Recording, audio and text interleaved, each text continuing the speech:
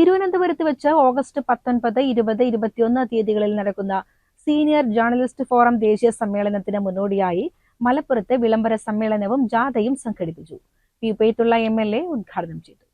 ഒറ്റപ്പാലം പാലപ്പുറം അഴീക്കലപ്പറമ്പിലാണ് വയോധികയുടെ കഴുത്തിൽ നിന്നും പട്ടാപ്പകൽ മാല കവർന്നത്. വെള്ളിയാഴ്ച ഉച്ചയ്ക്ക് 2:30 സംഭവം. നടന്നു പോവുകയായിരുന്ന 76-കാരിയായ വെള്ളിപ്പുലാക്കൽ രാധയുടെ 1.5 പവൻ തൂക്കം വരുന്ന മാല റെയിൻകോട്ട് ധരിച്ച് നടന്നു വന്ന മോഷ്ടാവ് കവരുകയായിരുന്നു. വയോധികയുടെ നിലവിളി കേട്ട ആളുകൾ ഓടിക്കൂടിയെങ്കിലും മോഷ്ടാവിനെ പിടികൂടാനായില്ല.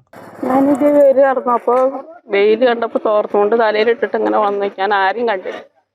വന്ന് ഇവിടെ ഇങ്ങനെ എത്തിയപ്പോഴേക്ക് ഒരാളിങ്ങോട്ട് തലയിൽ കൂടെ കൊണ്ടിട്ടിട്ട ഇതിട്ടിട്ടാ വന്ന് റെയിൻ കോട്ട് ഇട്ടിട്ട്. അപ്പം ഇങ്ങനെ വലിച്ചിട്ടാണ് ഓടി.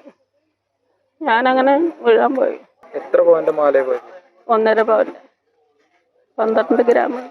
ഒറ്റപ്പാലം പോലീസ് സ്ഥലത്തെത്തി അന്വേഷണം ആരംഭിച്ചു. ഈ സംഭവം നടക്കുന്നതിന് മണിക്കൂറുകൾക്ക് മുൻപാണ് പഴയ ലക്കിടിയിൽ അംഗൻവാടി ടീച്ചറുടെ മുഖത്ത് മുളകുപൊടി എറിഞ്ഞ് കവർച്ചയ്ക്ക് ശ്രമം നടന്നത്. 3.5 പവൻ തൂക്കം വരുന്ന മാല പൊട്ടിച്ചെങ്കിലും നഷ്ടമായില്ല.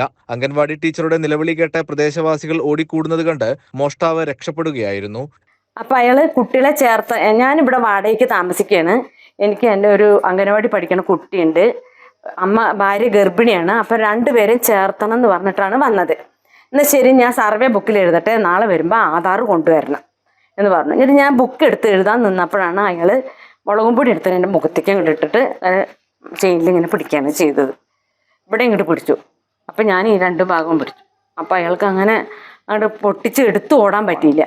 പിന്നെ ഞാൻ കള്ളെന്ന് പറഞ്ഞ് ഉറക്കെ പറഞ്ഞപ്പോൾ ഈ പരിസരത്തുള്ളവരൊക്കെ കൂടി അയാൾ അങ്ങനെ ഓടി. 2 സംഭവങ്ങൾക്കും പിന്നിൽ ഒരേ മോഷ്ടാവാണോ എന്ന സംശയത്തിനിടയാക്കുന്നുണ്ട്. CCTV കേന്ദ്രീകരിച്ച് പോലീസ് അന്വേഷണം ആരംഭിച്ചിട്ടുണ്ട്.